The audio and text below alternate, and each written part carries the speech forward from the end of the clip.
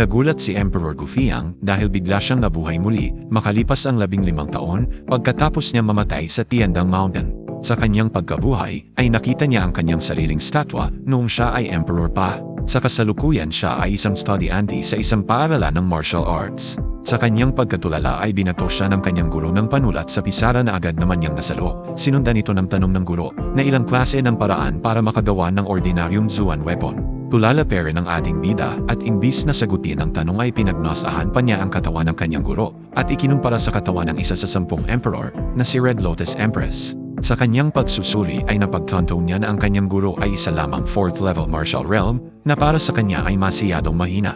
Nagulat ang guro nang maramdaman niyang nagawang sukatin ni Li Yunxiao ang kanyang lakas kahit na ito ay estudyante pa lamang. Hindi na niya ito pinansin at nagpatuloy sa kanyang tanong na kung ilan ang paraan sa paggawa ng ordinaryong Zuan weapon.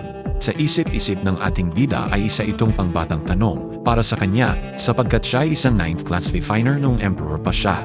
At ang 9th class refiner ay ang pinakamataas na level sa pagiging refiner. Sinagot siya ni Li Yunxiao na mayroon 48 na klase ng paraan para makalikha ng Zuan weapon. Nagulat ang guro, ngunit nagtawanan naman ang kanyang mga kaklase sapagkat nakasaad sa libro na kanilang inaaral na mayroon lamang na 36 na klase ng paraan sa paglikha ng Zuan weapon. Ayon sa samalat ng libro na si Master Yang Di na kilalang expert sa paglikha ng mga weapon. Sumagot si Li Yunxiao na may pagtatanong at tinawag pa niyang bata si Yang Di dahil nakalimutan nito ang tinuro sa kanya ni Gufei ang nakaragdagang 12 paraan para makalikha ng Zuan weapon. Nagtawanan ulit ang mga kaklase niya at sinabihan pa siyang nababaliw.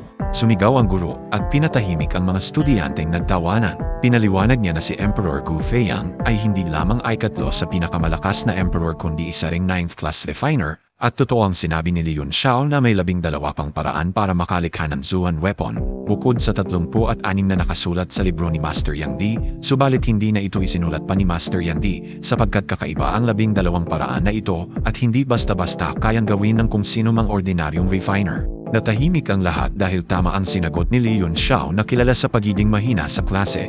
Pinasag ng guro ang katahimikan at sinabihan si Li Yunxiao na wag lumaki ang ulo nito dahil lamang nakasagot siya ng tama. Nagtanong ulit ang guro ng isang mahirap na tanong at kapag nasagot ito ni Li Yunxiao ay pahihintulutan niya itong kahit hindi na pumasok sa kanyang klase at ipapasa niya na lamang ito. Ang tanong ng guro ay bakit kailangan lagyan ng sky crystal sand ang proseso ng paglikha ng weapon. Nagulat ang lahat dahil ang tanong ay mahirap sagutin, ngunit para kay Li Yunxiao ay madali lang ito. Sumagot si Li Yunxiao na ang crystal sand ay hindi naman daw talaga kailangan, pero naging kailangan na daw ito dahil hindi magawa ng mga ordinaryong refiner ang pagsamasamahin ang mga kasangkapan sa paglikha.